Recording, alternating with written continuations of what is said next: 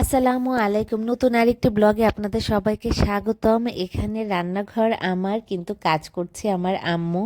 কি আর বলবো, হঠাৎ করে না মানে খাওয়া দাওয়া উল্টাপাল্টা করলে যা হয় আর কি।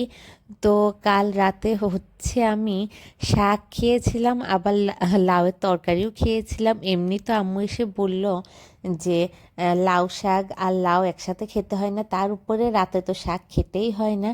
তো এই দুটো আমার হজম হয়েছিল না। এদিকে জাইফের পাপা দুপুরে খেতে এসেছে, তো আম্মু আজকে ওনাকে মানে খাবার দিয়েছে। তো জাইফের পাপা দুপুরের খাবার তাড়াতাড়ি খেয়ে অফিসে চলে গেছে।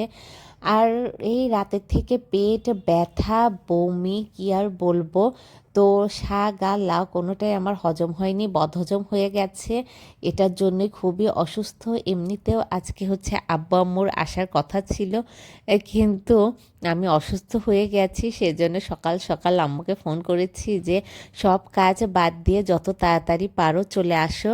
তো এইদিকে আম্মু আব্বু চলে এসেছে। আর জারিফের পাপা হচ্ছে তার অফিসের জন্য আজকে ছুটি নিতে পারতো না, সেজন্য হচ্ছে আম্মুকে ফোন করা। কারণ নিজে একা থাকলে না হয় পড়ে থাকলাম, সমস্যা নাই, কিন্তু আমার সাথে তো আমার ছেলে আছে। ছেলের খাওয়া দাওয়া, ছেলের কাজ, অসুস্থ হয়ে থাকলে পরে ওর কাজ কিভাবে করব। তো যাই হোক, অসুস্থ তারপরও এইদিকে নিজে একটু রেডি হওয়ার চেষ্টা করছি, কারণ আব্বু বলল একটু বিকেলে জারিফকে নিয়ে বের হবে। তো আমি আর আম্মুও আব্বুর সাথে বেঁধে পড়লাম যে আমরাও যাব, সবাই মিলে ঝটপট ঘরের কাজ শেষ করে একটু বাইরে যেয়ে ঘুরে আসবো।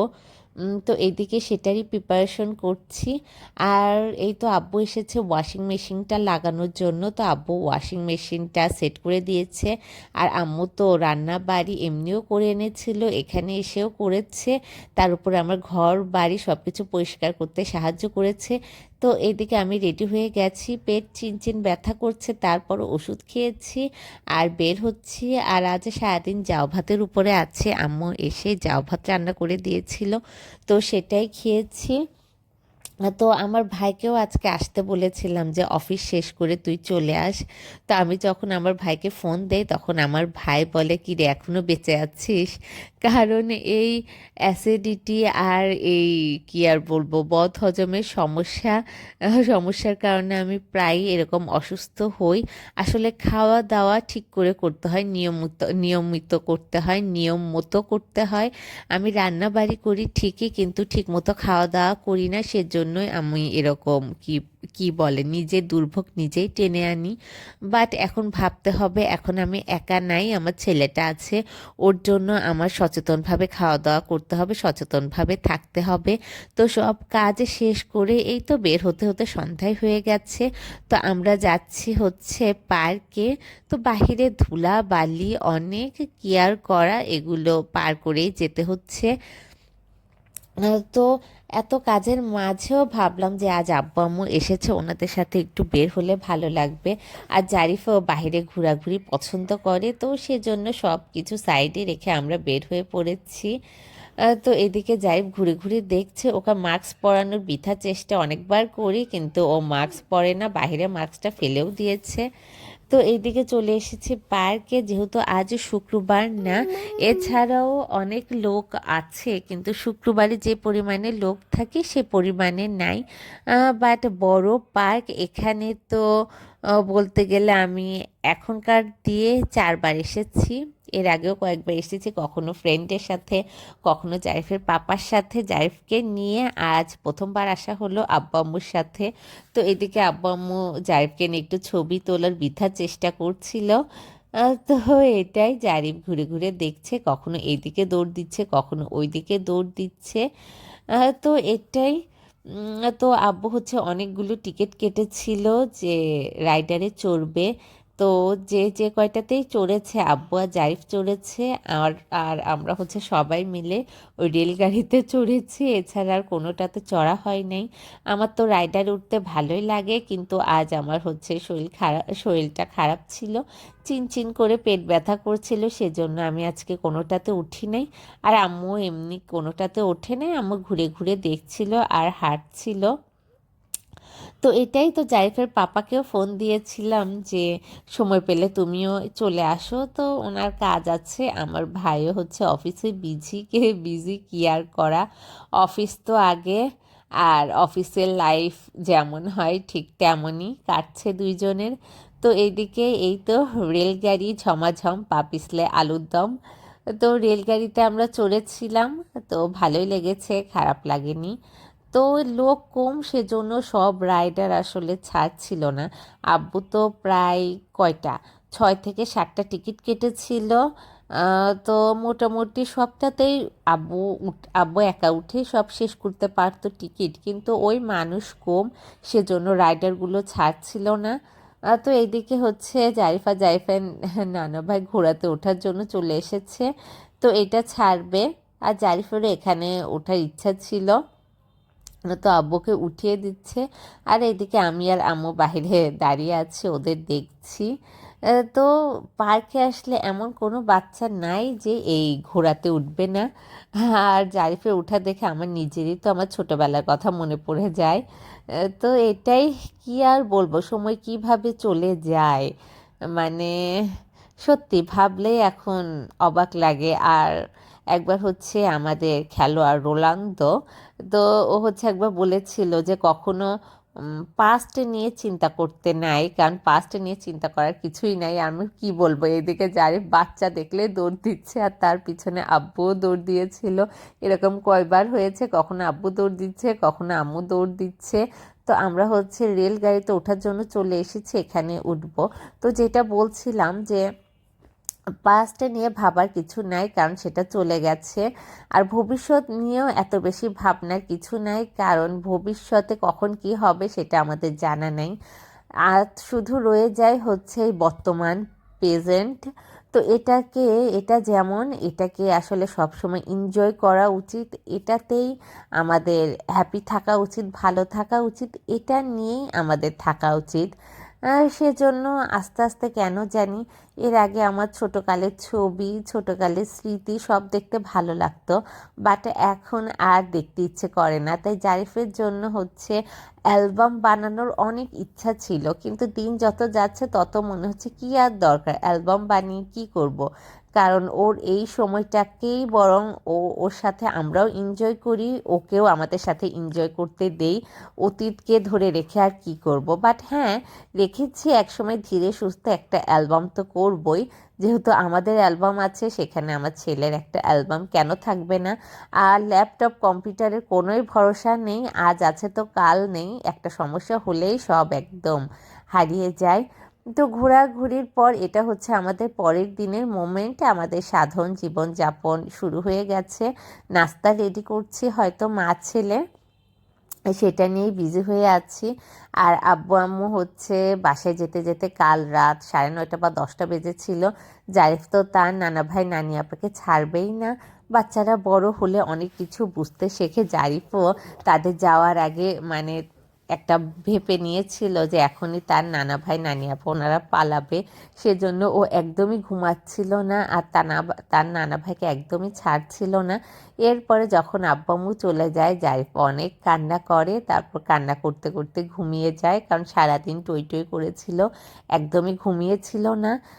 তো এই তারপর সকালবেলা আমার সাথে ঘোরাঘুরি করে, আমাদের সাধারণ জীবনযাত্রা, সাধারণ রুটিন যেমন হয় সেটার সাথে আবার ও মানিয়ে নেয়। তো এই হচ্ছে অবস্থা। তো এদিকে সব রেডি করছি। আর অনেক রান্না, মানে এই কিছুদিন আগে আম্মুর রান্না খাওয়া শেষ করলাম, আবার আম্মু এসে আবার অনেক রান্না বাড়ি দিয়ে গেছে। মুরগির মাংস হচ্ছে মেরিনেট করে নিয়ে এসেছিল, আর আমার এখানে এসেই আম্মু পরে রান্না করে, কারণ আমার ফোন পেয়ে তাড়াতাড়ি চলে আসে যে কি অবস্থা, কি হলো। তো এই হচ্ছে অবস্থা। তো এখনও ওষুধ খাচ্ছি, কারণ চরম বদহজম হয়ে গিয়েছিল। লাউ শাক করার মানে লাউ শাক খাওয়ার স্বাদ আমার মিটে গেছে। আর কখনো লাউ শাক খাবো না, খাবো বাট এখন আর খাবো না, একদমই ইচ্ছে নেই, কারণ অনেক অসুস্থ হয়ে গিয়েছিলাম। তো আর এদিকে মেশিন চালু হয়ে গেছে, মেশিনের কাজও শুরু হয়ে গেছে। তো অনেক জামা কাপড় ধুয়ে নিয়েছি, এখানে মেশিনের জন্য এই পাইপটা লাগিয়ে দিয়েছে। তো এটাই জারিফ যখন ঘুমিয়ে থাকে তখন মেশিনটা ছাড়তে হয়, না হয় পাইপ নিয়ে টানাটানি করলে পরে পানি পড়ে আরও আমার কাজ বাড়িয়ে দিবে। তো আম্মু পরোটা বানিয়ে এনেছিল, সেই পরোটাই ভেজে নিয়েছি। ফ্রোজেন পরোটা কয়েকবার করে আম্মু হচ্ছে পরোটা বানিয়ে দিচ্ছে। তো এইদিকে এই 10:30 বেজে গেছে, এখানে পরোটা ভেজে নিয়েছি, ডিম ভেজে নিয়েছি। তো 3টা ডিম, তার মানে আজকে জাইফের পাপার হয়তো বন্ধ, সেজন্য সব কিছু রেডি করে নিয়েছি।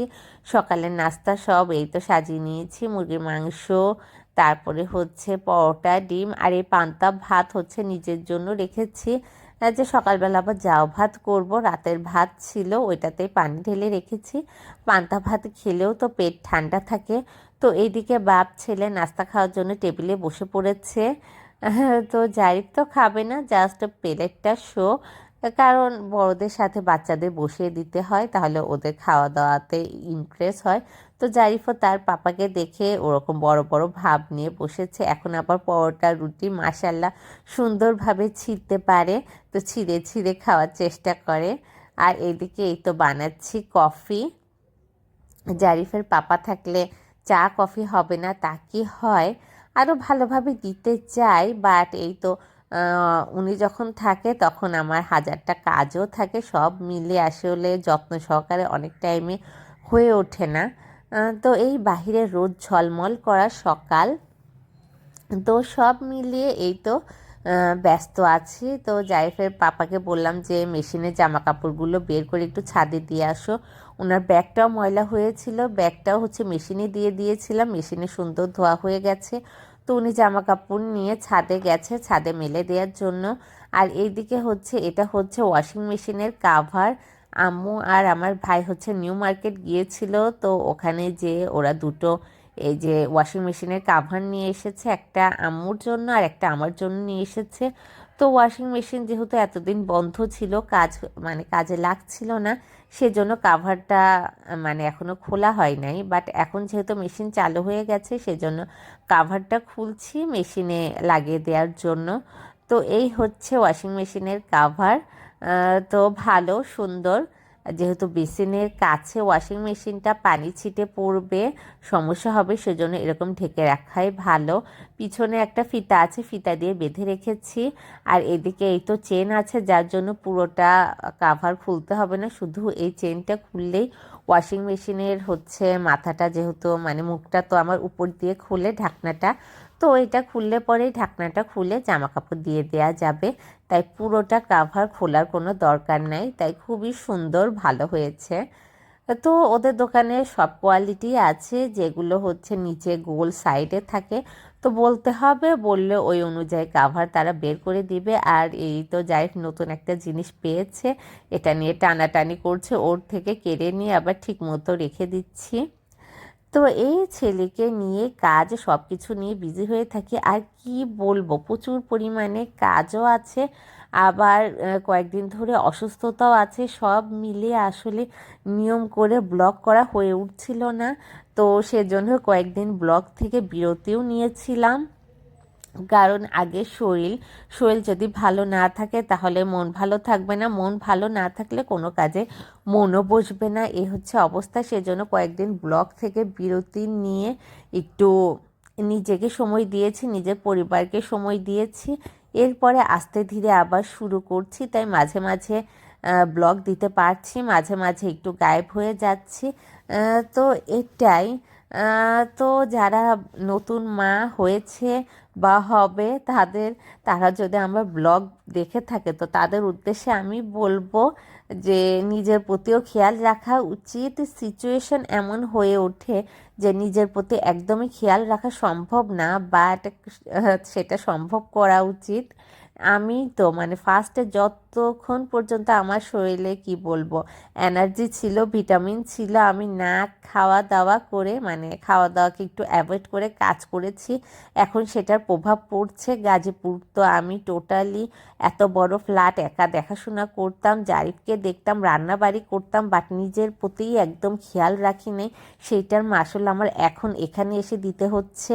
এখানে এসে খুবই অসুস্থ হয়ে গেছি, খুবই দুর্বল হয়ে গেছি, তাই ভাবছি যে একটা হাউস হেল্পার না রাখলেই না, কারণ জারিফকে নিয়ে এখন ঘর মোছাটা একদমই সম্ভব না। আর ঘর মোছাটা একদমই ইজি না, খুবই কঠিন কঠিন একটা কাজ। তারপর যদি বাচ্চা বড় থাকে, মানে ঘর এত এলোমেলো না করে, তাহলে 2-3 দিনে একবার নিজে মুছে ফেলা যায়।